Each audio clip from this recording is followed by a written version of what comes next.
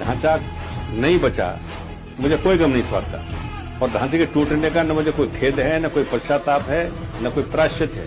इसका नो मतलब regret, no repentance, no sorrow, no grief. टूटने के बाद बहुत से लोग कहते हैं कि साहब ये 6 दिसंबर 1992 की घटना राष्ट्रीय शर्म की बात है। मैं कहता हूं 6 दिसंबर 1992 की घटना राष्ट्रीय शर्म का विषय नहीं है, राष्ट्रीय गर्व का विषय है। कि मैं गोली नहीं चलाऊंगा, गोली नहीं चलाऊंगा, गोली नहीं चलाऊंगा। जब केंद्र सरकार के गृह मंत्री श्री एसी चौहान साहब का मेरे पास फोन गया और कहा कि हमारे पास ये सूचना है कि कार सेवक गुम्बद पर चढ़ गए, आपके पास क्या सूचना है?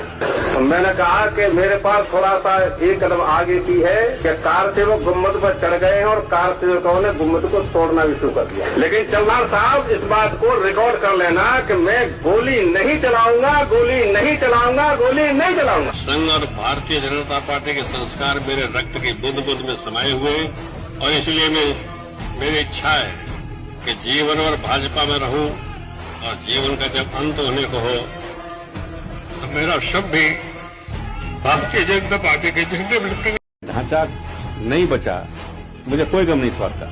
और ढांचे के टूटने का न मुझे कोई खेद है, न कोई पश्चाताप है, न कोई प्रायश्चित है।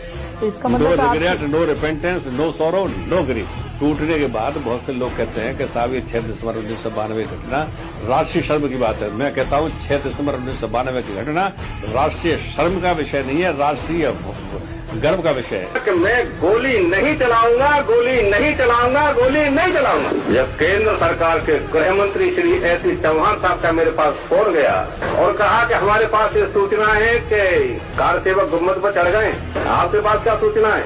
तो मैंने कहा कि मेरे पास थोड़ा सा एक कदम आगे की है कि कार सेवक गुम्बद पर चढ़ गए हैं और कार सेवकों ने गुम्बद को तोड़ना भी शुरू कर दिया। लेकिन चौहान साहब इस बात को रिकॉर्ड कर लेना कि मैं गोली नहीं चलाऊंगा, गोली नहीं चलाऊंगा, गोली नहीं चलाऊंगा। संघ और भारतीय जनता पार्टी के संस्कार मेरे रक्त की बूंद बूंद में